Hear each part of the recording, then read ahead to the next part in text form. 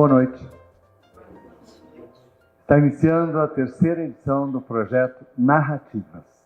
Um projeto que foi pensado para que nós construíssemos juntos um espaço de histórias, vivências, saberes e que esses momentos possam ser compartilhados ao vivo e depois no YouTube.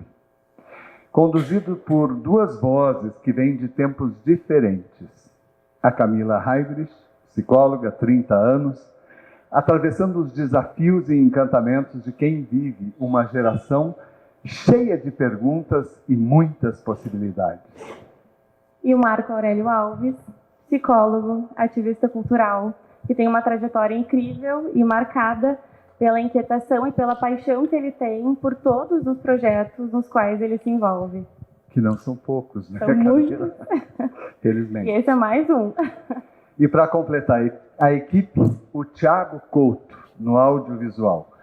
Um grande profissional e artista que se divide entre Porto Alegre e a Serra Gaúcha, mostrando a força da imagem na composição deste projeto.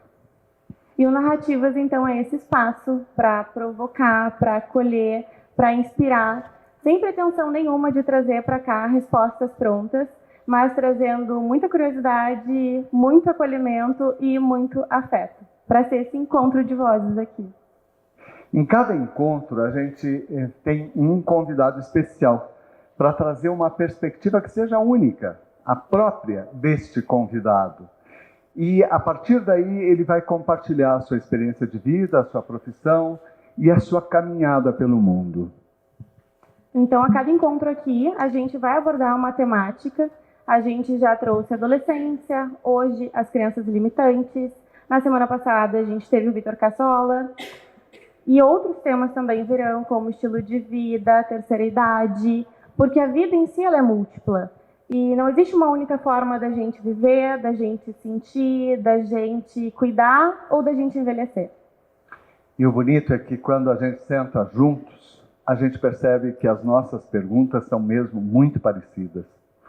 Afinal, nós estamos vivendo, de alguma forma, o desafio de ser gente num mundo em constante e permanente transformação. E que bom que é assim. E a gente espera, então, que vocês possam sair daqui hoje um pouquinho mais tocados, expandidos e muito mais conectados com si próprio. No decorrer do projeto, que será realizado sempre aqui no CIDICA, de forma presencial nas quartas-feiras, às 19h30, e nas segundas-feiras, no mesmo horário, vai estar lá no site do Psicult e no canal do YouTube do Psicult também. E o nosso projeto, ele também tem esse viés social, então ele também vai ter edições extras que vão ser conduzidas pela Shirley Cortinaz, né? Que a gente vai passar isso para outros órgãos aqui, tanto de Canela quanto de Gramado, como as APAES, o CREAS, o CAPS, o CRAS, os asilos, os abrigos e os presídios também. Essa é uma promoção do Instituto Brasileiro da Pessoa, produzida pela Psicult, Centro de Humanidades e Habilidades, com apoio do CIDICA e do jornal... Qual é o jornal, Brasil? Nova Época. E o financiamento do Fundo Social Sicredi Pioneira. Eu esqueci de alguém, Camila? E a gente agradece aqui também a presença de todos, a presença da Vitória Mengue, da Cleonice, minha mãe, da minha tia Cleonésia. Tem alguns nomes aqui também que eu não conheço, da Dida, Bertolucci. Quem mais, Marco? Do Vebinha, da Liane, do Fabiano, da Aline, da Débora. E aí tem mais gente que eu não sei o nome. Agora ficou feio, porque tem outras. E vocês, qual é o nome? Já que a gente não disse, os dois lá de trás. Opa, sejam bem-vindos. Sejam bem-vindos. Do lado da Débora, a Lília? Liriel, que morava em Florianópolis. Ah, e a outra lá? E a Bianca Pletti. Bianca. Sejam bem-vindos todos aqui. Opa, chegou mais alguém, que é o Rodrigo. Sejam bem-vindos. Então, a nossa convidada de hoje, ela é filha do seu Nelson e da dona Ivone. O seu Nelson, que grandes emoções viveu e transmitiu para todos nós aqui da Serra. Entre elas, ganhar uma eleição por uma diferença de 1 voto. Uma grande emoção, seu Nelson Dinibier, que foi prefeito de Gramado por 2 ou 3 gestões? 3 gestões. A nossa convidada é a psicóloga Simone Dinibier, formada pela PUC.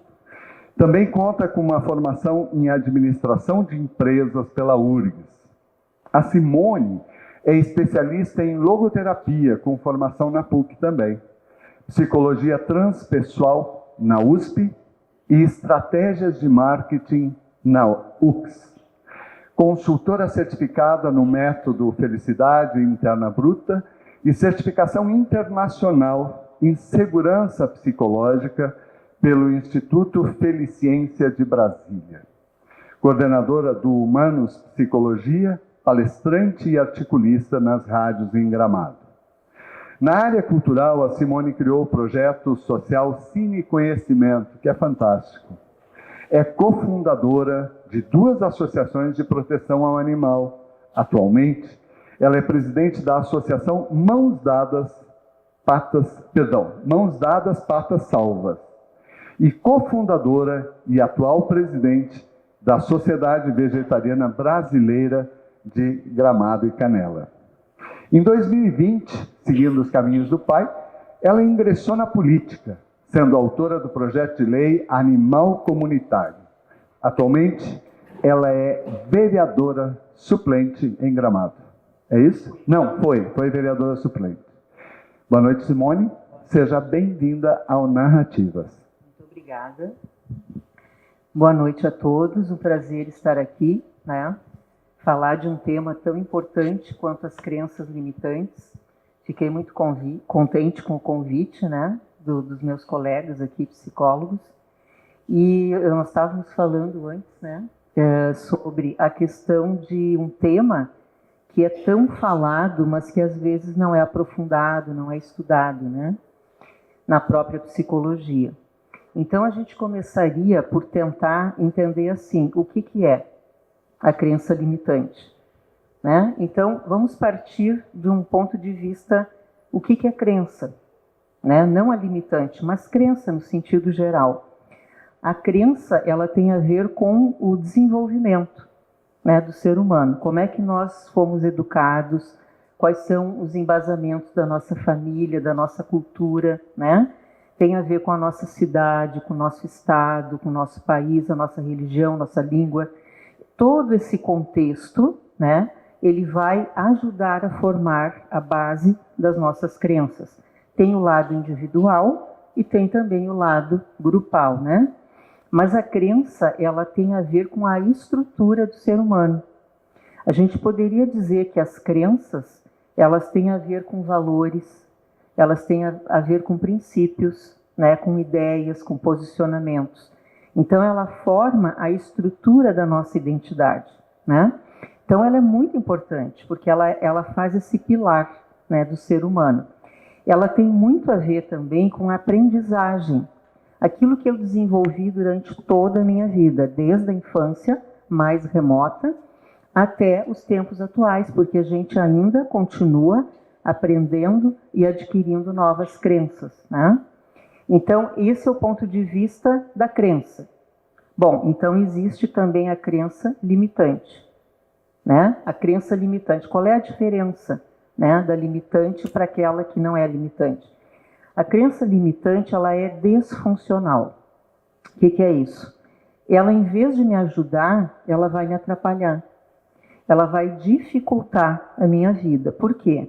Porque ela vem de alguns aprendizados, de algumas situações da minha vida, em que ela me traz uma distorção perceptiva. O que é isso? Eu leio a realidade de uma forma diferente daquilo que está colocado, que está posto, por interferência das minhas experiências. E se essas experiências forem emocionalmente negativas, isso cria, às vezes, o que a gente chama de trauma. O trauma, ele seria essa experiência negativa aguda, evidente, né? E que marca muito a nossa pessoa. A gente estava comentando aqui há pouco, será que todo mundo tem crenças limitantes? O que vocês acham? Com certeza sim. Todos nós temos crenças limitantes. Aliás, achar que não temos crença limitante é uma crença limitante, né? Porque nós temos. Por quê? Porque somos humanos. E porque vivemos numa sociedade humana, numa sociedade com suas dificuldades, com suas questões de influência, né? Por exemplo, eu vou me perguntar assim, vou tentar entender e compreender as minhas crenças. Aí eu vou me perguntar, quanto de mim tem nessa crença? Né? Vocês procurem identificar as crenças de vocês, né? Peguem uma, por exemplo, e aí se perguntem, o que tem de mim nessa crença? Tá? Pode ser o exemplo que for, o quanto tem de mim ali. E o quanto que é da minha família, o quanto é do meu entorno, das minhas companhias, das pessoas que eu convivo, da minha realidade, do ambiente, né? Então, eu vou me perguntar por quê? Para saber o grau de autonomia que eu tenho em repetir essa crença. Então, o quanto que ela, na minha vida, age, o quanto que ela é inconsciente ou consciente, o quanto eu me dou conta que ela está acontecendo. Por isso que todos nós temos, né? Porque são muitas camadas de inconsciente. Então, todos nós, quem é que nunca teve uma experiência ruim? Seja na infância, em qualquer idade da infância, quem nunca teve uma frustração? Quem nunca teve um plano que foi feito e que não aconteceu, que teve que ser remanejado, né? Então, essa coleção de frustrações que a gente traz desde a infância, ela vai criando essas crenças que eu vou guardando na minha memória e vou utilizando durante a minha vida conforme a situação. Por quê? Porque o objetivo da crença é me proteger. Como assim ela quer me proteger? Porque ela está me trazendo um ensinamento antigo que eu penso que posso usar agora em situações do presente e do futuro. Então, seria o passado agindo no presente e no futuro, e se repetindo. E algumas dessas crenças são muito arraigadas, são muito antigas e muito primitivas. Algumas a gente provavelmente vai conseguir acessar parando para pensar, se observando, né? E outras, talvez com terapia, com processo psicoterapêutico, né? Porque a gente vê, quem faz a prática clínica, que tem muitas situações em que os pacientes acessam essas crenças limitantes, contando sua história, analisando fatos, relatando situações que eles estão passando e fazendo a conexão com o passado deles. E vendo que há uma conexão, há um link ali, há uma ligação. Então, na medida que a pessoa se dá conta, já é um início, já é uma grande coisa ela perceber.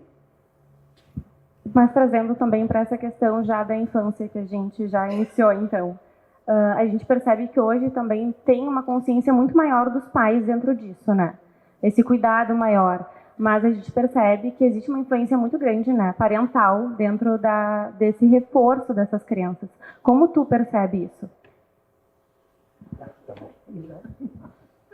Então, esse contexto que nós falamos, né, esse ambiente que nós citamos, inclui os pais, né? E nós sabemos que os pais fazem sempre o seu melhor, né? Você se torna pai, se torna mãe. Você não teve uma faculdade, um curso para ser pai e mãe. Você até pode se informar, pode se aprimorar, né? Pode buscar orientação.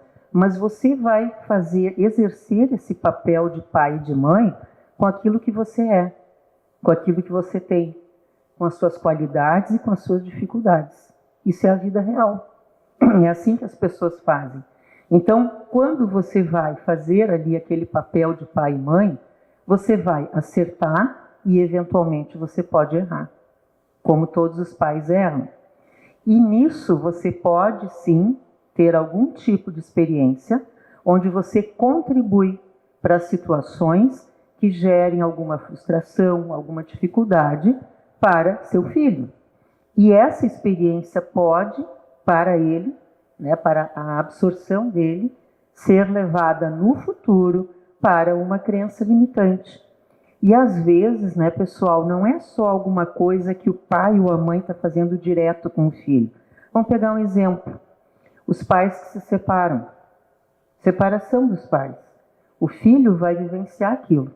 É inevitável, ele está ali presente. E ele precisa vivenciar. Essa é a realidade daquela família. Ela era uma família, um relacionamento, um casamento, e acontece uma separação. Essa separação, por mais que você trabalhe com seu filho para evitar que ele fique mal com esta situação, ele vai sentir a dor da separação. Ele vai vivenciar esse luto, essa perda do casal unido. Que se fosse pela escolha do filho, ele nunca ia desejar, nunca não. Nunca é demais. Nunca é uma crença limitante. Deixa eu te perguntar uma coisa. Esse filho deve ser protegido dessa separação? De alguma forma ele deve ser protegido? Então, de certa forma, sim, ele pode ser protegido, mas dentro do que é possível proteger, do que é necessário, no sentido de que ele não seja sobrecarregado com essa situação.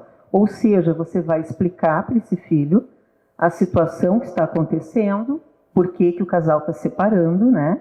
E frisando muito que isso não é um assunto dele, que isso é um assunto dos adultos, dos pais. E que, obviamente, sempre, né, vai se preservar o amor por esse filho, etc. Que a separação muda, em parte, a situação da família, mas não muda o sentimento, o amor que se tem pela criança, né? Ou pelo adolescente, enfim, o filho que está ali envolvido. Então, isso é um tipo de proteção necessária, mas você não pode poupar esse filho de viver essa experiência, porque ela é real. E porque ela faz parte dessa dinâmica dessa família, na qual este filho também está ali presente, ele faz parte disso. Então, por mais que você vai poupar esse filho, ele vai trazer essa experiência.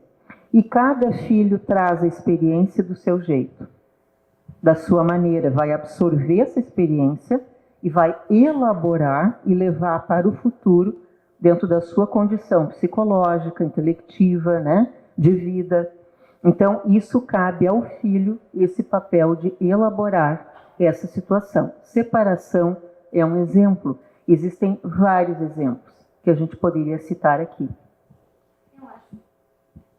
Tem um livro que eu ganhei, inclusive, que o nome é Apanhei e Não Morri, de várias citações, assim, que normalmente os pais repetem para os filhos, sem ter a dimensão do quanto aquilo é prejudicial, né? Ah, porque tu não serve para nada, tu não faz nada direito, e o quanto isso repercute a longo prazo, né?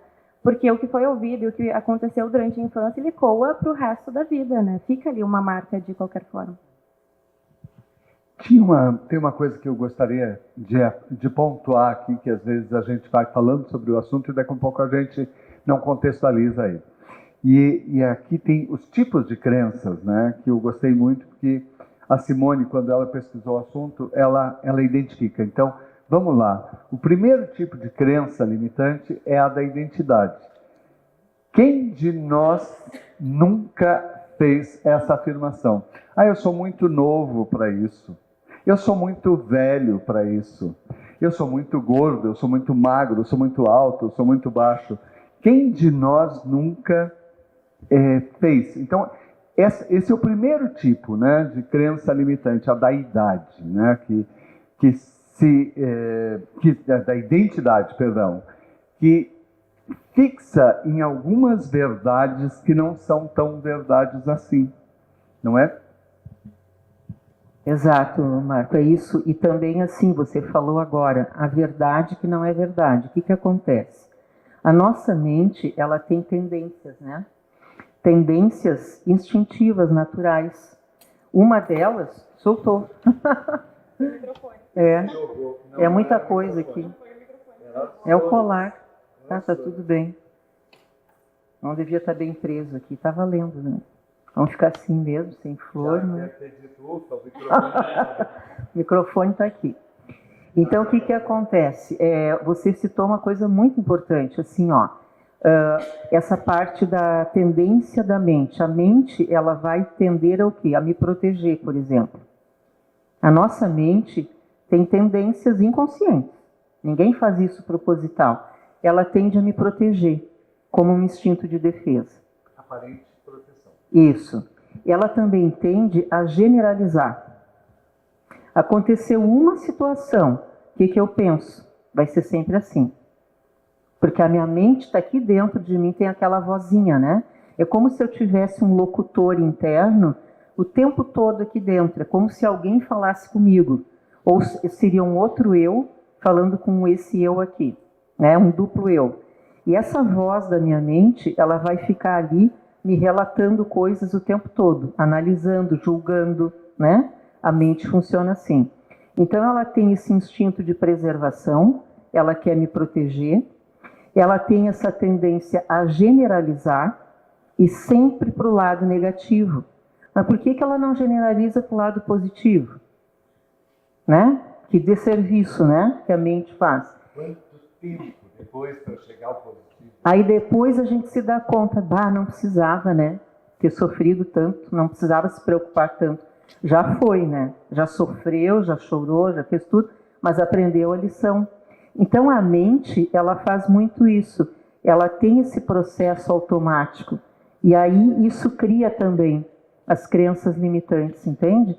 Por quê? Porque eu fui, por exemplo, rejeitada numa situação de amizade, tá? Ou me chamaram, fizeram bullying comigo, me disseram que eu não era bonita que chega, ou alta que chega, ou apresentável que chega, ou simpática que chega, ou inteligente.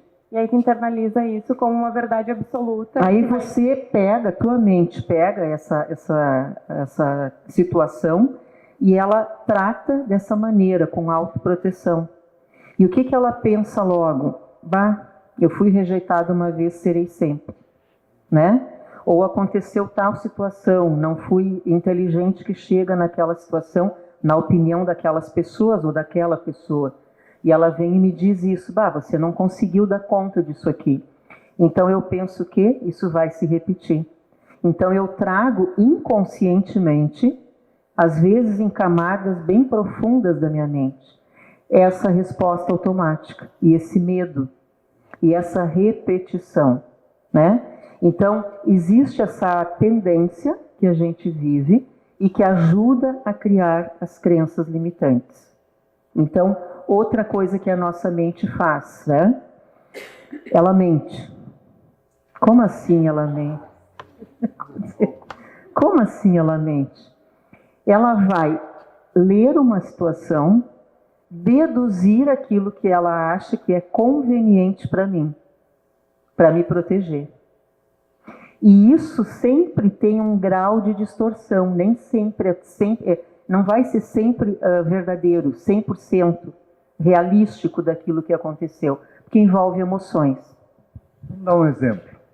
Começa a chover e a gente imagina que vai ser uma tempestade, vai alagar, eu vou perder a casa e vai ser uma tragédia porque alguém da minha família vai adoecer e as pessoas vão ter que ir embora e vai faltar alimento.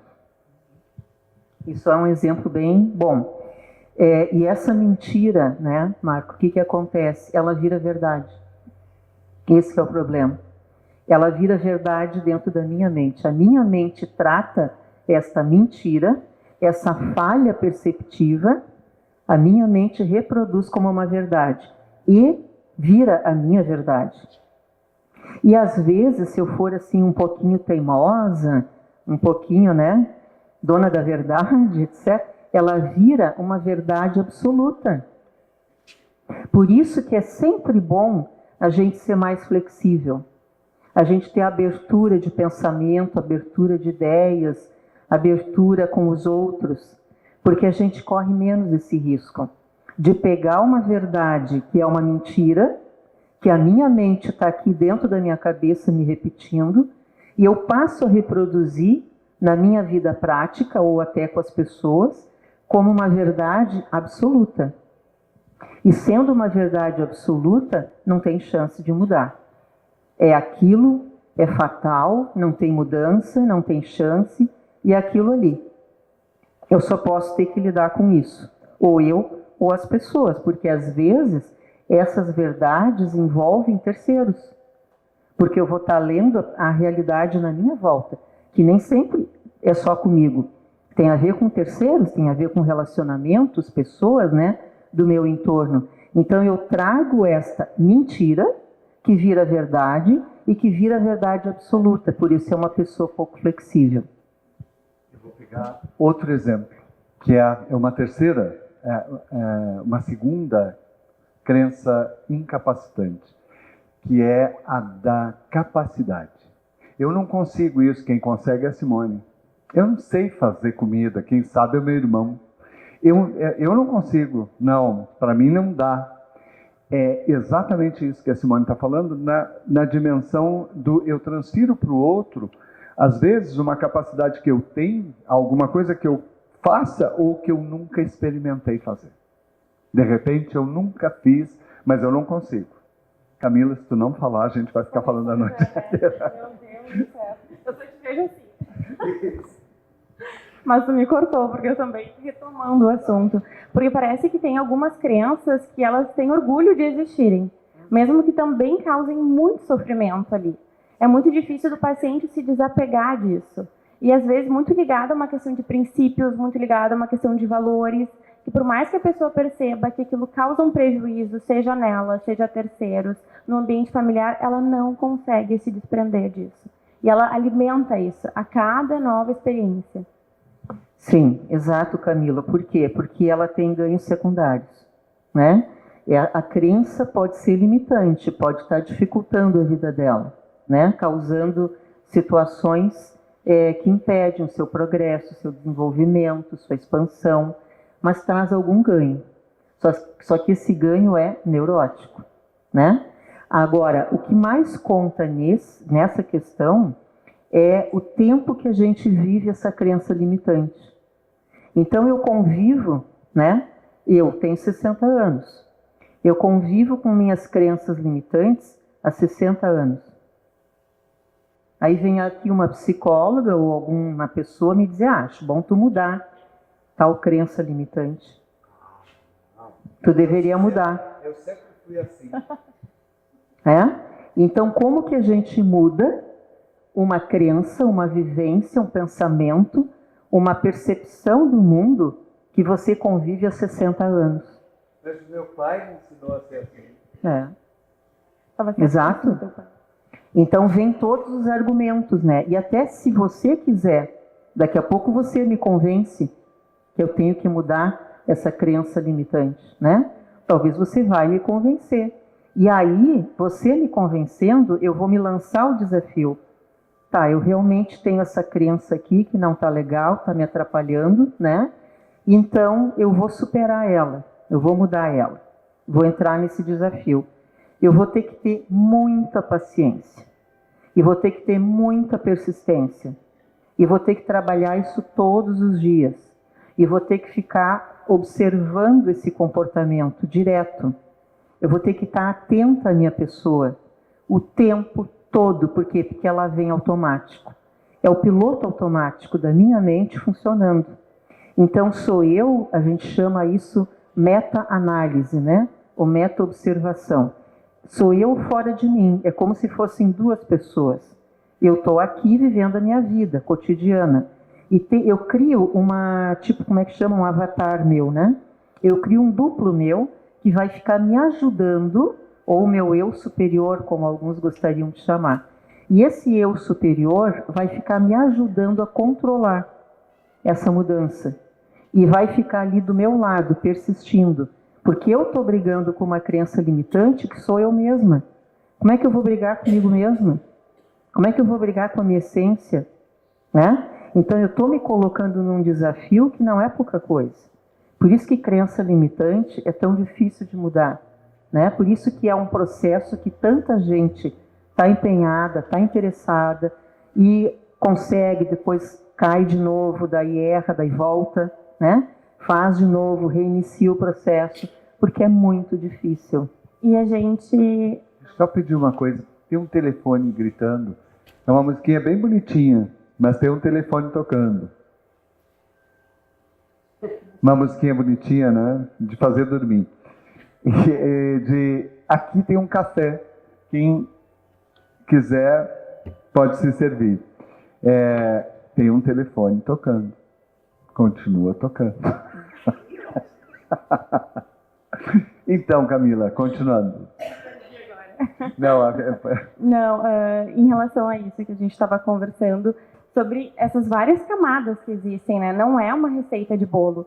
Só que a gente percebe que isso tem ganhado muita ênfase, seja nas redes sociais, com o trabalho também de outros profissionais, como algo muito prático e muito fácil, que serve da mesma forma para todo mundo. Não é só tu seguir esses 5 passos que pronto, tu vai conquistar o que tu deseja. E a gente percebe que não é assim que funciona. E eu não sei se alguém aqui é adepto, mas enfim, os coaches trazem muito isso. Como algo muito fácil, muito prático, só que a frustração a longo prazo acaba sendo ainda maior porque a gente não consegue manter. Porque a gente tem que voltar muito lá atrás para conseguir reorganizar isso tudo, né? E desculpa, já que a Camila falou nos coaches, é inevitável. Tem uma comediante, um ator faz uma comediante, e ele sempre dá uma receita para os coaches que eu adoro. Se tu é coach, para. Sabe? É ótimo, porque a solução... A gente vai ser banido hoje do YouTube. Paciência, mas é inevitável, né? E essa coisa dos coaches que eu adoro, porque eles dizem para as pessoas assim, faz isso, como se a pessoa não fez até aquele momento porque ela não quisesse. Não, ela não fez porque ela não conseguiu, porque não deu. Exato, é isso. É a forma como se coloca, né? Vocês estão trazendo esse exemplo, são coaches, mentores, etc. São vários nomes, né, para isso. O que acontece? É feita uma proposta, né, que sem querer acaba às vezes sendo enganosa, porque é prometido uma mudança, né, e uma cura ou uma melhora dentro de um processo que é muito rápido, mágico quase, né, em certo grau. E as coisas não funcionam assim, com o ser humano, com o psiquismo humano. Nós somos seres muito complexos, né? Acabamos de falar agora, a gente traz a crença limitante toda a nossa existência, toda a nossa vida. Então, não é lendo uma frase, às vezes tem livro também. O livro é excelente, todos devemos ler o máximo possível, mas não esperar que um livro vai também mudar a sua vida num passe de mágica. O livro vai te ajudar, vai te trazer informação, vai te esclarecer. Mas depois você vai ter que exercitar aquilo que o livro trouxe, que é uma teoria, na sua vida, na sua prática diária. E aí é o dia, todos os dias, persistência, paciência, aceitar erros. Outra causa, né, da crença limitante é o perfeccionismo, né? Outra causa da crença limitante é a comparação. A competição. Por que a gente vive se comparando com as outras pessoas? E geralmente se colocando em demérito, porque lembrem que a mente escorrega para o lado negativo. Em vez de escorregar para o lado positivo, para nos dar uma mão, né, para ajudar, já que é bom ser mais positivo, treinar a felicidade, etc. Não, a mente, se deixar por conta, deixa no piloto automático, ela escorrega para onde? Para o negativo, para a desconfiança, para o medo, para a insegurança, né? E a gente que tem que pegar a rédea de volta e dar o telefone. O telefone não para. E daí tem uma coisa que é uma das mais terríveis. Eu não mereço isso. Né? Não, isso não é para mim. Olha, não, isso é para os outros. Vamos pensar isso para as pessoas mais jovens, né? Ou então, vamos pensar isso para os mais velhos. Não dá para mim. Essa é muito constante, o quanto as pessoas repetem. É a crença limitante do merecimento. Será que eu mereço? Será que eu posso ser feliz? Porque é tão fácil, né, a gente se adaptar a situações de impossibilidade. Mas muito difícil a gente se adaptar a situações de possibilidade. Eu posso, eu consigo, eu vou tentar. E se não der, não deu. Exato. Quer falar? Exato, você está citando os tipos de crença, né? Então, retomando. O primeiro tipo de crença é de identidade. Tem a ver comigo, como é que eu me sinto, né? Eu sou muito novo para isso, eu sou muito velho, eu sou muito baixinho para isso, eu sou menos inteligente para essa situação, enfim. Então, são atributos que eu não estou reconhecendo na minha pessoa, me botando para baixo, me desmerecendo. E com isso, provavelmente, boicotando situações da minha vida, né? Segundo tipo de crença limitante é a capacidade, que você citou também, que você deu um exemplo, e eu estou pensando assim, as pessoas que falam, né? Eu sou péssimo em matemática, né? Eu sou ruim em geografia. E aquilo vira assim uma regra, e às vezes aquela pessoa, ela teve uma experiência negativa em matemática, mas lembra que a mente generaliza. Aí ela decide, ela e a mente dela, lá conversando, né, dentro da cabeça, eu sou ruim em matemática. E aquilo fecha uma questão. E às vezes essa pessoa vai no futuro ter um desafio de ter uma profissão onde ela terá que estudar a matemática e ela vai conseguir ter ótimos resultados. E conseguir ser um bom profissional naquela profissão que usa matemática. Isso a gente vê casos, muitos casos assim, com matemática, com português, com literatura, com filosofia, as experiências que a gente traz da escola, a forma como a gente se via como aluno, né? Que experiências eu tive, qual a imagem que eu trago, eu como aluna, se eu fui bem nas provas, nos trabalhos, como é que os professores me colocavam dentro da sala de aula, se eu era uma boa aluna para eles, se eles me viam dessa maneira, e o quanto isso interfere em mim. Então, o quanto que essas experiências com as outras pessoas vai interferir no meu senso pessoal de capacidade. E o quanto eu abro isso, quanto eu me permito, quanto eu tenho isso é autoestima. O quanto eu me permito abrir uma decisão de incapacidade e deixar essa experiência acontecer. Eu vou me desafiar, eu vou aprender matemática. E quem sabe eu vou gostar de matemática, e quem sabe eu posso usar a matemática numa futura profissão. Então eu estou me dando um presente. E às vezes isso vem de uma situação bem equivocada. A pessoa foi mal numa prova, por exemplo. O que é uma prova numa vida inteira? Como a gente pega alunos que vêm para o consultório com fama de mau aluno. E ele vai fazer o teste de QI e ele sai com um QI muito alto. E nem ele próprio entende, mas como que eu tenho um QI alto se eu sou um mau aluno? E aí ele vai percebendo que as experiências emocionais dele foram tão negativas que ele criou um bloqueio. E ele assumiu aquele papel de mau aluno porque era o que ele recebia, ou de professor, ou de colega, ou dos pais. Porque às vezes o pai vai dizer, você não é um bom aluno. Mas ele faz por mal? Não. Ele está tentando, a intenção seria, eu quero ajudar meu filho a ser um melhor aluno. Mas será que essa técnica funciona? Assim como eu lembro agora de uma paciente que ela tirava 9, o pai dizia, que pena que não é 10.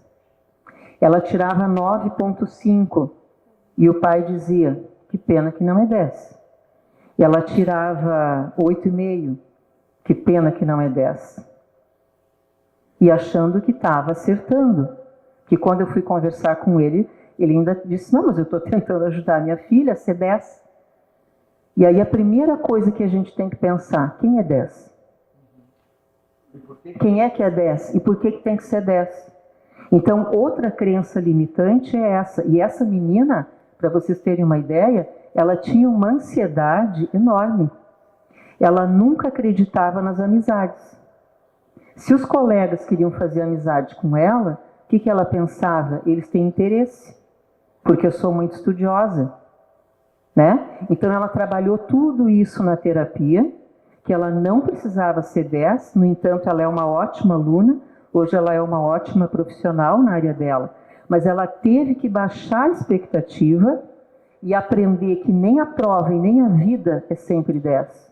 E que a gente vai errar, a gente vai se frustrar e a gente vai estar sempre tentando melhorar. Essa moça é um exemplo que eu estou trazendo. Tem vários outros que a gente poderia, talvez vocês lembrem no entorno de vocês, né? Então, o que é ser 10? É uma crença limitante. Ah, mas as crenças limitantes não são sempre de coisa negativa? Não. Se você acha que tem que ser 10 em tudo, isso seria, a princípio, uma crença positiva. Estou querendo me desenvolver. De novo, entram cursos e promessas vazias e pessoas que prometem ou que te instigam. Tu tem que melhorar, tu tem que ter muito dinheiro, tu tem que ser esbelto, tu tem que ser isso, tem que ser aquilo. É uma expectativa que jogam em cima das pessoas e que a gente não vai conseguir corresponder. Pelo menos não tudo o tempo todo. Uma sociedade que busca a perfeição e que nos cobra a perfeição. E vitoriosos, principalmente relacionando vitória com dinheiro. E essa expectativa nos é ensinada como uma coisa boa. E isso, na verdade, também seria uma crença limitante. Por quê? Porque ela está equivocada. Ela tem um erro perceptivo. Só que ninguém me avisou, só eu que tenho que descobrir. Então a gente tem que ficar o tempo todo antenada e cuidando para perceber o que eu estou seguindo. Eu estou frustrada porque eu não ganho demais, o meu salário não é o suficiente para mim, ou eu queria ter uma casa melhor, ou um carro do ano, ou eu queria ter outra condição de vida. Por quê?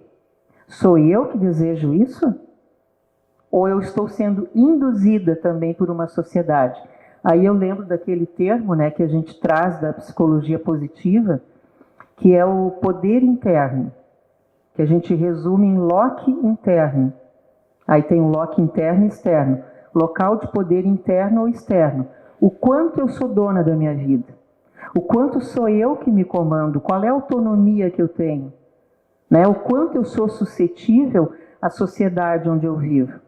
Quando eu vou escutar um curso, uma palestra, ou leio um livro e está me dizendo assim, tu tem que ter o máximo sucesso, tu não tem um carro do ano, que vergonha, todo mundo tem que ter, quem tem sucesso tem que ter o carro do ano. E aí, a partir disso será também... que eu acredito nisso? E sigo essa premissa e me frustro porque o meu carro não é do ano? E a partir disso também vem toda a nossa demanda, né, de essa crescente de esgotamento emocional também, né, que só se reforça a partir disso. E retomando o que tu tinha comentado, eu fiz um estágio, só um comentário, eu fiz um estágio num centro de dependência química, onde os participantes ali tinham que dar notas pelo comportamento de cada um deles. E eu achei muito interessante, porque quando a gente foi ver a tabelinha, não existia 0 nenhum, era a partir de 2 a 9, porque ninguém é tão ruim a ponto de ser um 0 ou 1, e ninguém é perfeito a ponto de ser um 10. Tem um outro aspecto também, Camila, que é essas crenças da culpa. O quanto nós alimentamos, né, a culpa. E a culpa, ela vai destruindo a nossa possibilidade, primeiro, a possibilidade criativa. Nós vamos apagando o nosso potencial criativo a partir da culpa. O quanto nós deixamos de fazer porque dizem por aí que tu não pode ser assim, tu não pode caminhar assim, tu não pode pensar assim, tu não pode fazer determinadas coisas. Principalmente com relação à sexualidade. A sexualidade é o efeito máximo da culpa. E aí é o quarto ponto das crenças limitantes, que são os aspectos gerais que entra a religiosidade e o quanto nós somos influenciados neste momento por uma avalanche de informações dizendo o que tu não pode fazer. A cada momento tem um novo pastor pregando o que nós não podemos fazer. Aquilo que antes parecia temerário, porque alguns padres impunham uma crença, né? Neste momento nós temos centenas de pessoas impondo outras limitações, que geram muita infelicidade, muita intranquilidade e fazem com que as pessoas fiquem fora, absolutamente fora do padrão que elas gostariam de estar. Na verdade, é mais uma vez uma crença limitante e que coloca padrões que não são naturais, não são espontâneos e que não estão a serviço daquelas pessoas. Exato, e não estão a serviço da saúde mental dela. Então você citou, eu ia comentar também a do merecimento que você falou, e você deu um exemplo antes, e eu estava pensando agora também num caso que a pessoa falou assim, ela sempre lutou muito para conseguir alguma coisa, né? Por exemplo, vamos supor que seria um emprego, ou uma casa própria, né? Aí quando a pessoa, ela estava tão acostumada a não ter aquele emprego desejado, ou não ter a casa própria, que quando ela consegue, ela pensa, vem alguma coisa aí para me tirar. Ou vai acontecer outra coisa ruim, porque eu não posso ser feliz em tudo. Então, se ela conseguiu alcançar aquele sonho, aquele objetivo, ela tem medo por não ser merecedora. Porque afinal, toda a vida eu não tive, por que agora eu tenho? Então ela estranha muito essa nova realidade que ela acha que ela não é merecedora. E isso tem a ver com o que você falou da culpa também. Aí vamos para o quarto, né, que seria o que você comentou agora, ideias gerais, política, religião, né, sobre dinheiro, crenças que a gente traz, ou da sociedade, ou por repetição, né, ou por osmose, eu acho que a gente às vezes absorve, né, da nossa realidade e a gente passa a pensar aquilo e a repetir. O problema é quando aquilo é automático, né, e eu não me dou conta, de novo, que aquilo talvez não seja um poder interno meu, talvez não fui eu que decidi pensar aquilo, mas eu estou reproduzindo. Então eu passo a copiar um comportamento automatizado. Essa questão que você citou da religião, as religiões são feitas de crenças, né? Alguns vão chamar de fé, de crença, de religiosidade, de espiritualidade, o nome que quiser dar. É válido para a pessoa, então ela deve praticar, mas desde que aquilo seja positivo para ela. Então saber esse limite, né? E aí vem o quê? A racionalidade. Quanto mais nós desenvolvermos esse nosso lado racional, questionador, né? Lúcido da mente, da nossa energia superior, mais condições eu tenho de ter abertura, e aí eu vou nas situações, eu vou nos lugares, eu frequento talvez uma igreja, um grupo religioso, mas eu levo um filtro junto. Até onde me servir, até onde... Então eu vou questionar, eu vou estar ali lúcida sabendo, isso serve para mim? Isso tem sentido? Isso tem argumento? Isso é válido? Ou é apenas uma repetição de uma crença, né? E até que ponto, então, a gente consegue avaliar uma crença ser individual, uma crença ser cultural ou grupal? Aí cabe essa avaliação, de novo, de eu perceber o quanto tem de mim nessa crença que eu estou repetindo, né? Vamos pegar um exemplo, que eu trago uma crença de relacionamento, por exemplo, tá? E eu acho, por exemplo, se eu sou mulher, um exemplo engraçado, mas a gente ouve muito. Todos os homens são iguais. Desculpa os homens aqui do público, né? Mas a gente ouve muito, vou fazer o quê? Todos os homens são iguais, né? Então, assim, ó, de onde é que eu trago? Eu não trago, tá? Estou dando um exemplo. Por acaso eu não trago, eu poderia trazer. Mas vamos supor que eu diga isso. Todos os homens são iguais. Tem dedo podre. Tem dedo podre. Então, assim, ó, o quanto disso é meu? Então, o que eu vou fazer, né, Camila? Eu vou observar o meu passado, né? Os meus relacionamentos, como eles aconteceram, né? Vou observar a relação dos meus pais. Como era o relacionamento, a qualidade do relacionamento dos meus pais. Eles se mantiveram casados, eles se separaram, porque às vezes separar não é problema, desde que consigam manter um nível de amizade, de convivência, em prol e respeito em prol dos filhos, né? Então eu vou procurar o quanto daquilo está no meu entorno, o quanto daquilo tem a ver com as minhas amizades, o quanto aquilo tem a ver com a minha religião. Será que a minha religião me ajudou a pensar isso?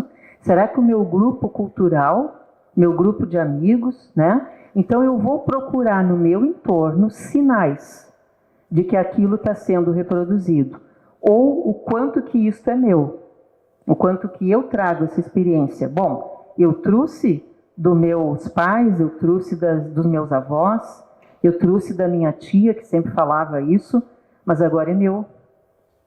Então eu peguei dos outros e comprei para mim, sem saber o que eu estava comprando? Como é que a gente faz isso? Porque a nossa mente é protetora, tendenciosa, lembra que a gente falou antes, generaliza, né? E tende para o negativo.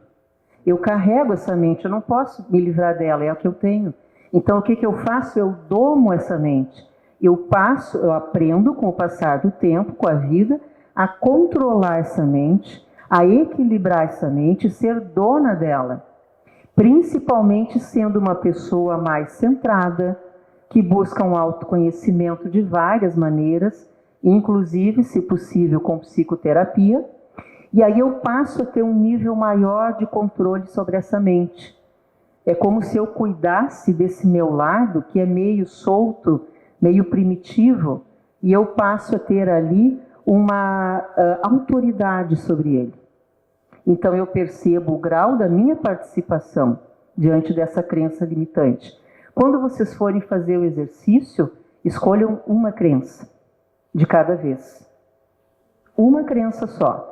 Aí você espera e faz assim como é que faz? Uma autoanálise. Hoje eu vou escolher uma crença limitante. Você vai observar seu comportamento. Onde é que eu travo? Onde é que eu tenho medo? Onde é que eu estou insegura? Às vezes as pessoas vão me refletir como um espelho também. Às vezes a outra pessoa me demonstra a minha crença limitante. Por que tu não vai lá e conversa para resolver esse assunto? Ou por que tu não continua o teu curso de inglês? Ou por que tu não vai fazer a faculdade? Às vezes as pessoas me cobram. Tu sempre disse que queria fazer faculdade, por que tu não fez? Então a pessoa está me jogando na cara a minha crença limitante. Aí eu vou parar e vou pensar, por que eu não fui adiante? Por que eu não busquei esse sonho? Então eu vou detalhar ele. Eu vou procurar entender o que está por trás da minha parte primeiro e depois do meio ambiente que me cerca. O mais comum é a gente buscar um culpado. Ao invés de me perguntar por quê, eu busco um culpado. E esse culpado, muito facilmente, está na família. Está no pai, na mãe, no irmão mais velho, no professor. Sempre eu busco um culpado. Isso se deu porque e tem um culpado. Está no ambiente. Dificilmente eu me aproprio de uma verdade que é, olha, fui eu que criei, e se ela não me serve, eu posso me descartar. Eu posso jogar isso fora. E como a gente está se aproximando do final, eu queria propor, e depois, antes do final, a plateia pergunta, vocês perguntam, o Tiago agora ele surta, mas hoje tem microfone, fica mais fácil. Né? Antes de a gente chegar nesse momento, Camila, eu não gosto nunca de deixar as coisas... Tá, mas que possíveis soluções a gente pode ter? Né? Por onde que a gente pode andar? Pode ser por aí? Eu queria fazer só mais uma perguntinha para a gente finalizar. Todas? Coitado do Thiago na edição. Deixa ele. Muito tempo, Thiago. Cada um seus BO, né? A gente está no nosso hoje. Agora, são inúmeras as crenças, né, que a gente conhece e que a gente citou hoje aqui também. Mas, na tua percepção, existe alguma em específico que é muito mais difícil de ser desconstruída? Que pergunta. Muito inteligente, né? Muito inteligente essa pergunta. Muito difícil. E modesta. Eu acho que sobre autoimagem, sobre autovalor. Eu estava olhando ali antes, né, que a maioria das crenças limitantes, elas têm a ver com desamor, desamparo e desvalia. Elas estão ligadas com o meu valor, né, com os meus relacionamentos, com os meus afetos e com o apoio que eu quero receber e quero dar para as pessoas com quem eu convivo. Isso pega muito, né, para o ser humano, pega muito para a gente. Então eu acho que essas são as mais difíceis, aquelas que pegam na questão afetiva, seja o afeto comigo mesma, minha autoestima, minha autoimagem, e aquelas que envolvem relacionamentos também, que na verdade é uma continuação. É porque é uma continuação, o afeto que eu tenho comigo é o afeto que eu projeto fora, né? Então eu acho que essa dificuldade é a que mais pega, assim, e pode ser a mais difícil de mudar, porque ela é muito antiga. Ela começa dentro da barriga da mãe, né? Lá ela deve ter começado. Então, eu vou criando essas camadas de inconsciente, onde eu vou aprendendo os meus afetos, os padrões de relacionamento afetivo, e aí depois eu tenho que desconstruir, na medida que eu percebo que pode estar equivocado, pode estar cometendo erros, né, de avaliação, ou que eu me desmereço na relação. Tem vários exemplos dentro disso, né? Então, acho que eu iria por esse lado, assim, né? Marco, fica à vontade agora. Eu até ia tirar uma foto da plateia, agora ia me permitir. Então, quais são as soluções? Vamos lá. Que possíveis soluções? Vamos pensar juntos aqui. A solução, eu tenho certeza que não é um coach, viu? Não é um coach. E não é ler um livro de autoajuda e acreditar que, a partir dali, tudo se resolve. Pelo contrário, às vezes, essas pequenas inverdades, né, elas são soluções imediatas, e acho que a Simone aqui chegou num ponto. Parece que é muito fácil, que amanhã tu vai para casa e tu soluciona todas as tuas questões. Não, tu começa a torná-las conscientes antes de mais nada.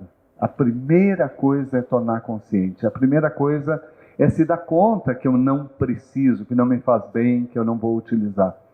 A primeira coisa é essa. Na medida em que tu te der conta que essa relação te faz mal e que tu não quer assim como ela está, tu pode até querer a relação, mas assim como ela está, o primeiro é o dar-se conta de qualquer coisa. Vamos para a próxima? Vocês me ajudem. Então, só completando, né, o que Marco falou, quem tem já um bom nível de autoconhecimento sai na frente, tá? O que é isso? É a pessoa que está exercitando durante a sua vida buscar se conhecer, né? Então, isso acontece de várias maneiras. Quando você toma decisões na sua vida, né? Quando você, assim como você busca saúde física, você busca saúde mental. E você quer ser feliz, porque todo ser humano, a princípio, quer ser feliz, né? Nem sempre a gente está conseguindo e não vai conseguir 100%. Mas a gente tenta conseguir ser o máximo feliz que pode. Esse exercício, essa busca de autoconhecimento, ela já te coloca num patamar, assim, porque você está exercitando isso. Quando você escolhe vir numa palestra como essa, num debate como esse, quando você escolhe os filmes que você escolhe, quando você escolhe seus livros para ler, né? Quando você vai para a internet, como é que você usa a internet. Tudo isso é exercício do autoconhecimento. Tudo aquilo que me ajuda a me conhecer melhor, a me instruir, saber quem eu sou. Então eu já saio, né, Marco?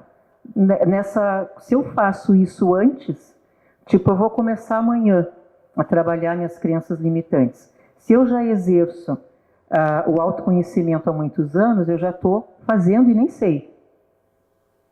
Você que já buscou terapia, você que já leu a respeito de si mesmo, você já está praticando conhecer as suas crenças limitantes. Então, o que você vai fazer? Focar mais. Criar um foco maior nisso, porque você quer trabalhar esse tema da sua vida. Então, você vai parar para analisar. Sempre indico a escrita terapêutica. Por quê? Que escrevendo facilita muito. Até pela questão cerebral. Que tudo que a gente fala de crença limitante são conexões cerebrais. Que nós criamos, não é uma pouca coisa.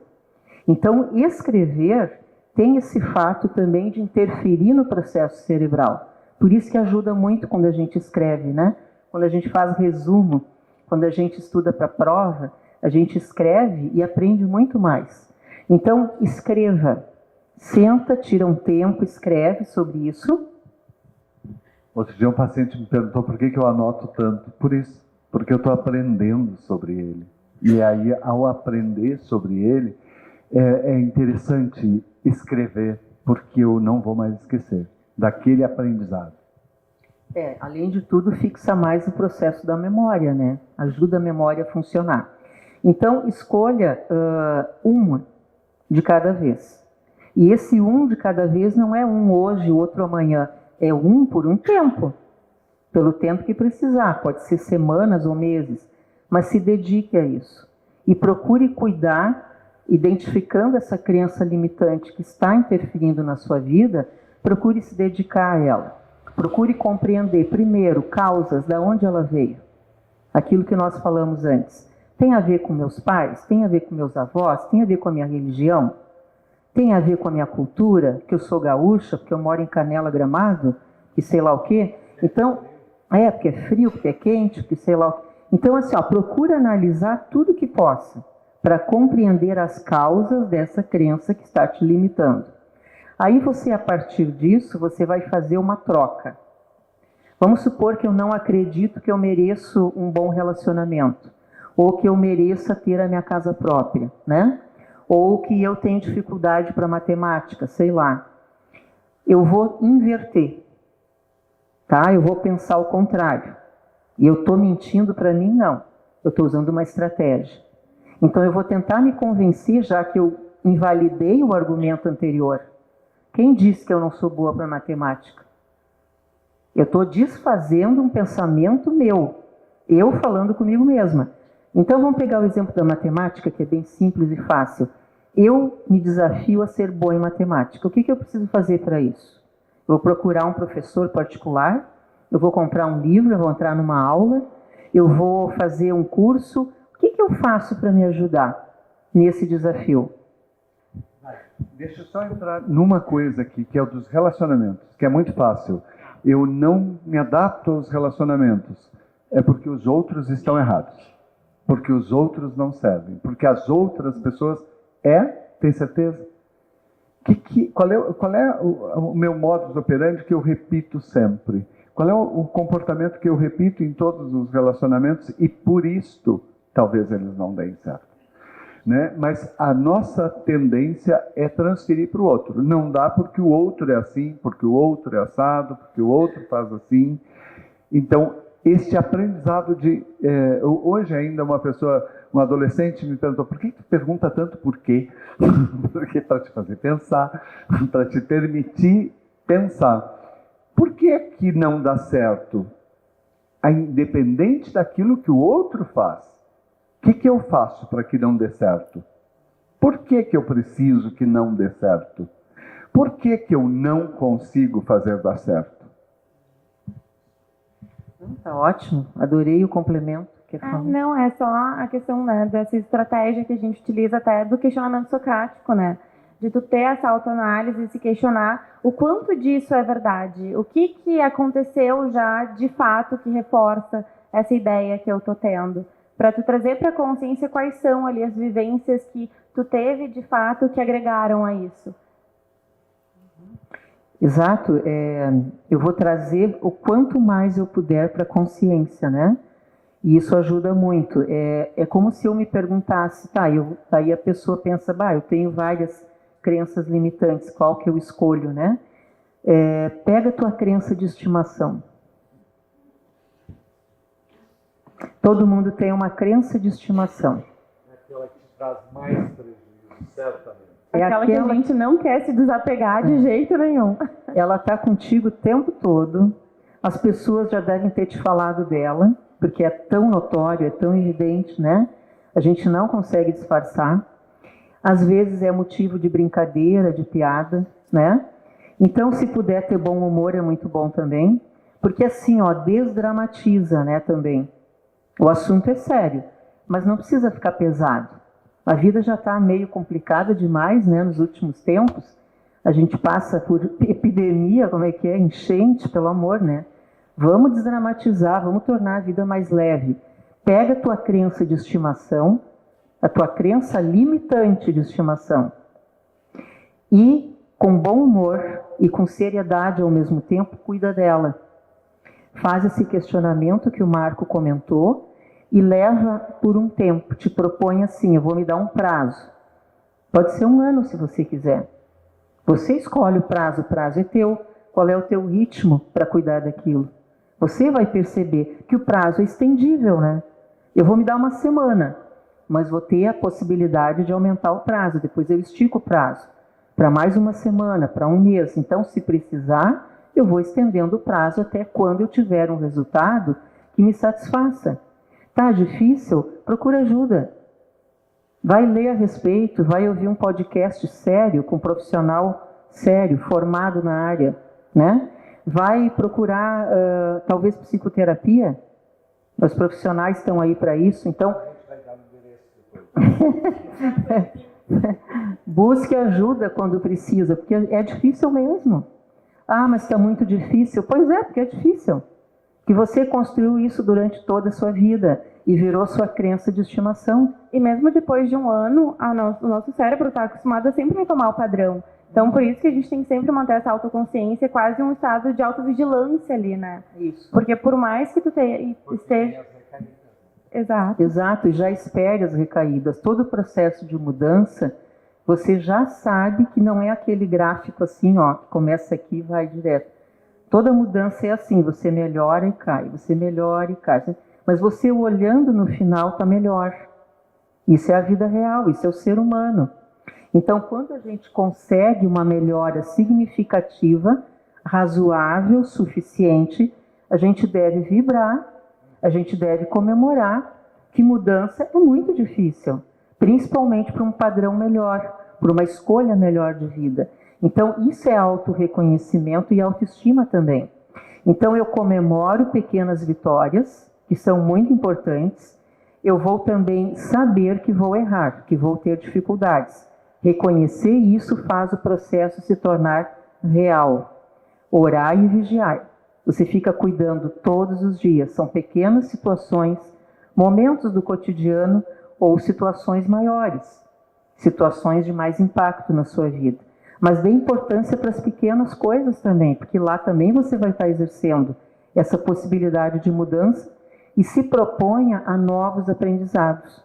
Porque isso que eu aprendi, que me levou a uma crença limitante, vai ser refeito e reelaborado dentro de mim, a nível mental e emocional, com novas experiências. Não é um processo teórico, é um processo vivencial.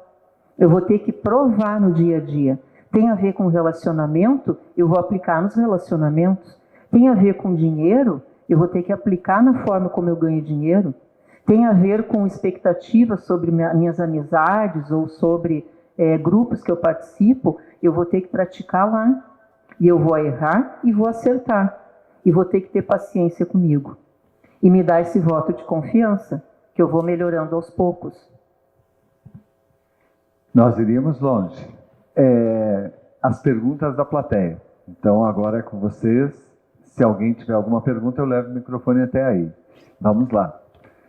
Tiago. Agora ele está feliz porque tem microfone. Boa noite a todos. Meu nome é Berta. Eu queria fazer então uma pergunta para vocês. Nós, né, sendo leigos, não somos psicólogos, a gente também não vai saber reconhecer um bom profissional. Vocês é que vão, além de vocês três, que são ótimos, eu adorei. Antes de finalizar a pergunta, eu queria até lançar um desafio. Por que vocês não fazem um podcast para a gente toda semana? Não, mas eu quero toda semana. Com psicólogos? Os dois pelo menos. Eu não estava sabendo. Então eu vou vir aqui toda quarta-feira. Adorei. Tá, então agora só continuando a pergunta. Como que nós, leigos, podemos reconhecer um bom profissional? Isso que a Simone comentou, que você falou assim, sigam pessoas éticas e que tenham um conhecimento, eu vou usar uma palavra que você não usou, mas que você quis dizer, um conhecimento robusto, né? Que não seja leviano. O que características que a gente pode analisar para fazer esse reconhecimento? Eu quero começar antes delas te dizendo que tem uma coisa que hoje, casualmente ontem, foi preso lá em Porto Alegre uma moça que se identificava como psicóloga. E eu continuo pensando quando é que os coaches vão ser presos, sabe? Porque tu interfere na vida da pessoa, tu dá listas do que ela vai fazer, tu dá prazos, e a Simone está dizendo aqui exatamente o inverso. Tu te deu um prazo e não deu certo, te dá outro, te permita outro, mas os coaches te dão prazos, metas rígidas. Tem uma empresa aqui da região que usa, e um dos funcionários é meu paciente, e ele me fala sempre, cara, eu acho que tu ia surtar se tu ouvisse o coach falando, porque o coach diz assim, você consegue, e te aponta o dedo e tu consegue. É um milagre aquilo, né? Quase que diz, tu é filho de Virgem Maria, então você consegue. Cara, e tu dizer para a pessoa que ela consegue, tu acha que ela era tonta até hoje? Né? Ela precisava que tu dissesse, não é ela que vai descobrir o seu processo. Então, me parece que o primeiro ponto é entender que o profissional deve respeitar o teu tempo. E o teu tempo pode ser 2 sessões, 3 sessões ou 200.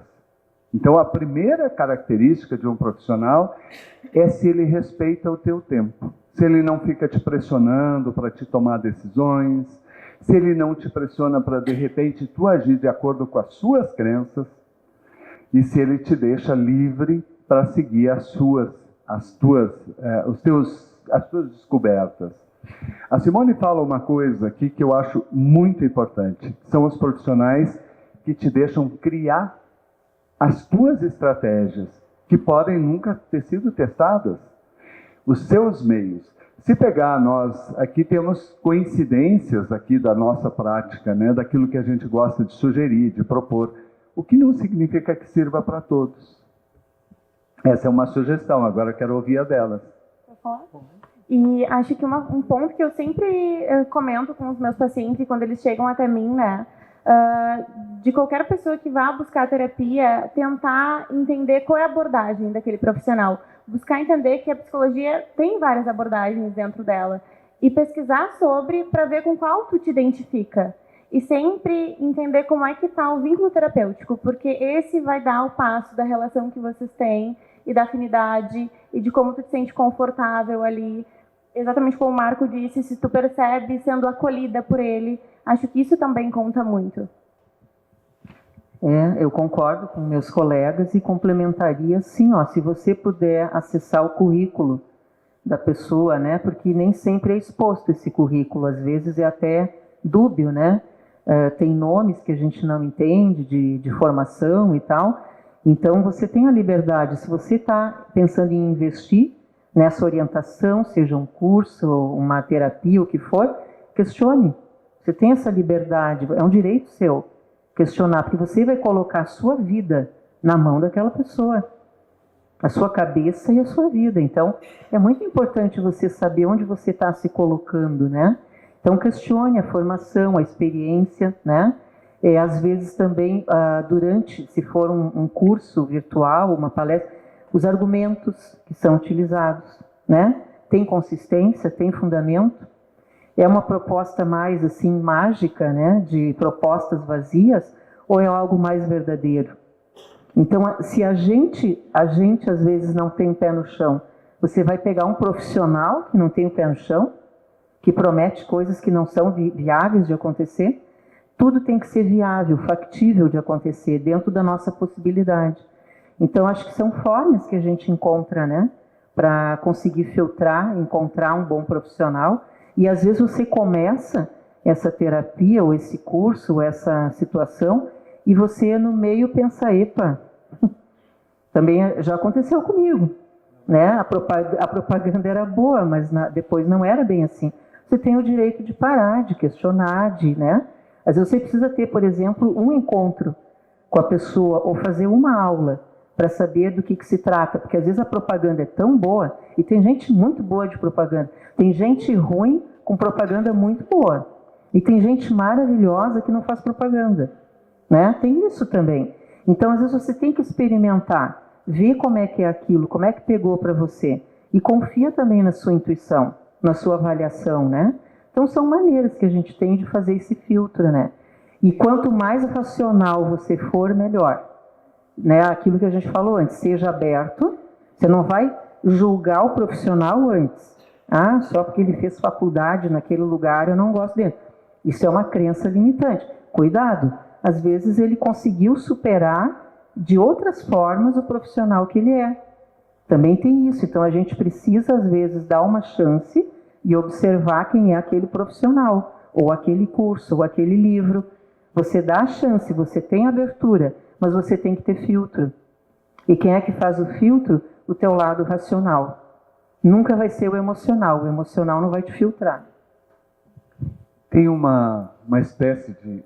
como é que é de família que as pessoas fazem muito? Hã?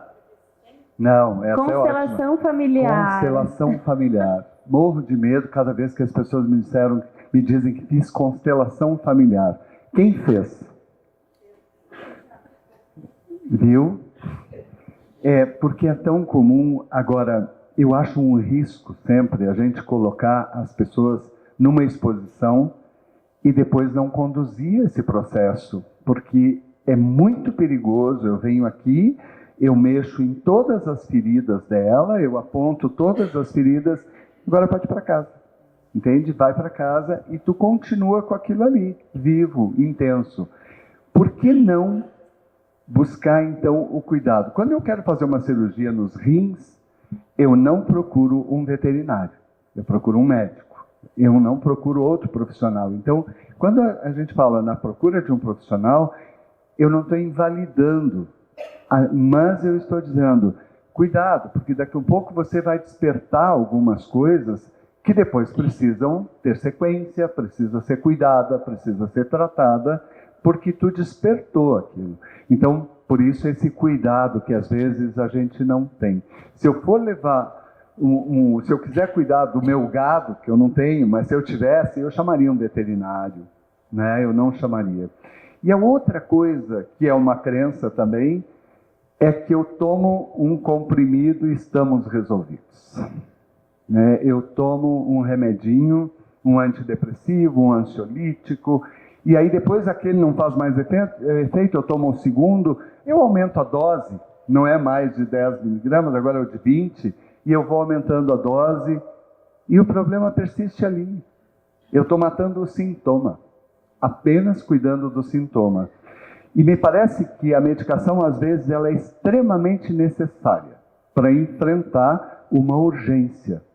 Mas enquanto eu estou enfrentando a urgência, eu vou começando a buscar a solução. Aqui tinha um problema, vamos buscando sanar essas questões e não aumentar a dose da medicação.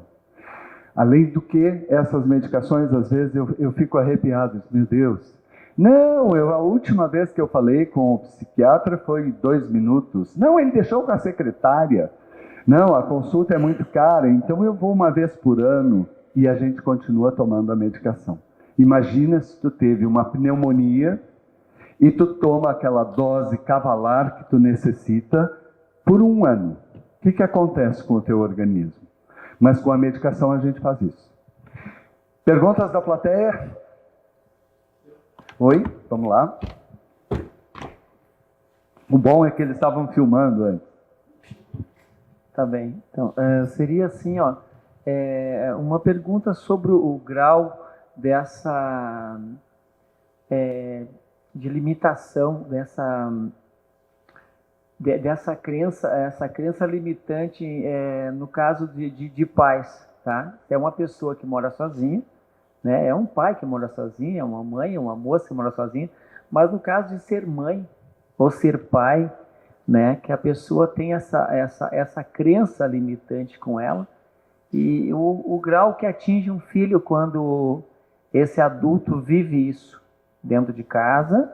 E ele pronuncia, ou até a observação do próprio filho ou da filha, de ver o pai trata dessa forma, a mãe é dessa forma, é uma criança antiga, ela traz com ela.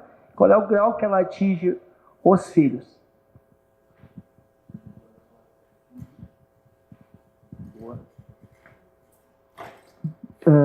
Nesse caso, você está perguntando quanto que o filho é afetado, é isso? A gente não sabe ao certo, né, o percentual. Você vai perceber observando o comportamento do filho, né? Por exemplo, num processo de avaliação psicológica, né, num consultório de psicologia clínica, você tem condições de avaliar. Não exatamente, mas uma certa condição, o quanto que isso está afetando essa criança, né? Mas isso, de fato, você vai perceber pelo comportamento, né? Então, o que vai acontecer? Esse problema, você dá um exemplo de um problema, né? Que os pais estão passando, é isso? O quanto que a criança está absorvendo, você vai perceber nos comportamentos da criança, né? Ela vai demonstrar de alguma maneira, ela muda o comportamento a partir daquilo. Até então ela era de um jeito, a partir daquele momento que aconteceu o problema X, ela mudou o comportamento dela. Ou ela ficou mais quieta, ou ela ficou insegura, ou ela passa a ficar agressiva na escola. Sempre que você notar um sintoma negativo, ele é um sinal de alguma coisa. Por que uma criança está agressiva na escola? Não é porque ela quer, não é porque ela decidiu, eu quero ser agressiva, né? Ela está escondendo alguma outra coisa que não está bem com ela. Então ela agride porque ela sabe que assim ela chama atenção. E as pessoas vão ficar em volta dela se preocupando com o que ela está fazendo. E vão atrás para saber. E vão perguntar para ela, ou vão ir num profissional para descobrir o que está se passando com ela. Então o sintoma vai esconder algo que está atrás, né, do que ela está sentindo e vivenciando. Às vezes ela captou um trauma familiar. Eu já tive situações, eu não sei se os meus colegas, de uma criança que fez um desenho de uma cena que aconteceu na família e que ninguém tinha contado para ela. E ela desenhou a cena. E eu mostro para os pais o desenho e digo, olha que interessante, ela aqui desenhou essa situação, era relacionada a um crime, né? E aí os pais ficaram chocados, mas a gente nunca contou para ela. E ela desenhou, só que ela desenhou não como se fosse dela, mas aquilo estava presente no inconsciente dela. Ela tinha captado o fato histórico da família que foi escondido dela. O que eu sugeri? Contem para ela. Me expliquem por que aconteceu e que vocês não tiveram culpa e que ela não tem culpa, né? Então, quando chega nesse ponto, é melhor abrir o jogo, relatar o que está acontecendo e explicar qual é o papel de cada um, né? E o quanto que a gente, vivendo um problema, o quanto a gente pode, eu vivi como filha, e como eu posso reproduzir como mãe. Aquilo que eu trouxe como filho, a tendência é, no futuro, eu repetir como mãe. E às vezes as pessoas dizem, eu vou ter filho, porque eu quero fazer diferente. Aí você vai lá para fazer diferente e faz igual. Mas se você tem um bom autoconhecimento, você está se cuidando o tempo todo e você percebe, olha aqui, eu copiei a minha mãe. Aquilo que ela fazia, hoje eu fiz, foi sem querer. Porque o teu cérebro está ali para te fazer repetir as situações. E sempre tende mais para o negativo. Então você tem que pegar o controle disso e observar como eu estou sendo um bom pai e trabalhar para ser um bom pai. É todo dia, o tempo todo. Isso aí. É isso aí. Assim mesmo, você fica observador de si mesmo. Assim como você vai se observar como amigo, como pai, como vizinho, como marido, como um profissional. Você fica se observando, mas não é para se culpar ou para se punir. É porque você quer se desenvolver. E você sabe que tem muito ainda para melhorar, para se desenvolver. Que ninguém está pronto, ninguém está completo. Então você faz um exercício de autogestão. Né? Aquela meta-análise, eu comigo mesma. Então, nesse sentido, também na paternidade. Legal. Gente, nós estamos quase no final, mas antes eu queria convidar vocês para a semana que vem, quarta-feira, 7h30, a gente vai estar aqui com a Valéria Pinheiro. A Valéria Pinheiro é uma artista de Frederico Westphalen, ela mora em Frederico Westphalen, e ela mistura algumas coisas muito fantásticas, e por isso ela foi convidada para estar aqui. A Valéria faz tatuagem, e ela é uma artista que faz essas canecas, por isso eu peguei a caneca, e ela tem um trabalho social com a África. Então, ela vai até a África, em agosto agora ela vai numa missão para a África, onde tem um projeto social que cuida principalmente de crianças com HIV, meninas abusadas sexualmente ou pessoas vítimas da guerra. E lá ela faz fotos na África e depois vem para o Brasil, pinta seus quadros e uma parte dessa renda é revertida para manter esse trabalho na África. Então, a Valéria é uma pessoa fantástica, é uma artista da máxima grandeza no país e vai ter aqui uma exposição dela, que vai ficar no dia da entrevista, na quarta que vem, e a gente espera contar com todos vocês.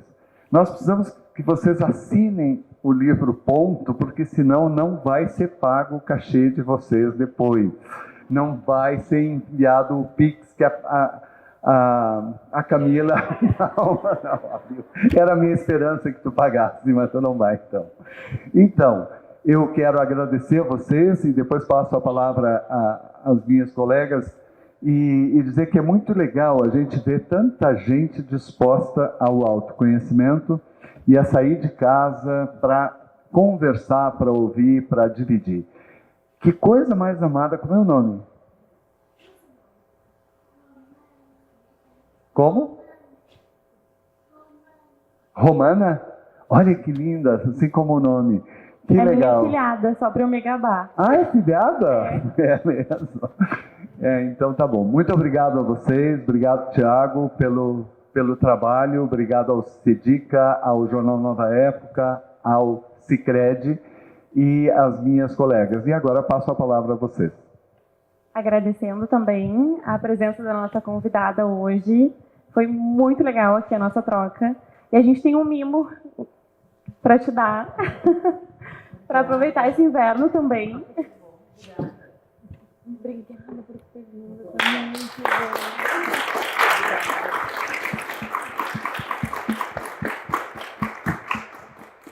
Muito obrigada.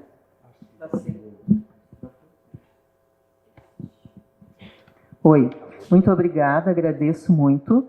Feliz de estar aqui com meus colegas, falando de um assunto que eu considero assim tão importante. Até hoje eu não tinha falado dele, eu já falei de tanto assunto da psicologia, mas esse assunto, por sinal, né, ainda não tinha falado dessa forma em palestra, em diálogo, assim, em palestra.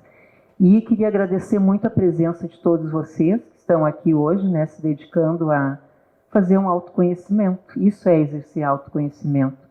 É escolher como é que você usa seu tempo, sua energia, seu dinheiro, onde é que você se coloca. E vamos lá, superar nossas crenças, né? Lembrem que a crença limitante não é só negativa, tá?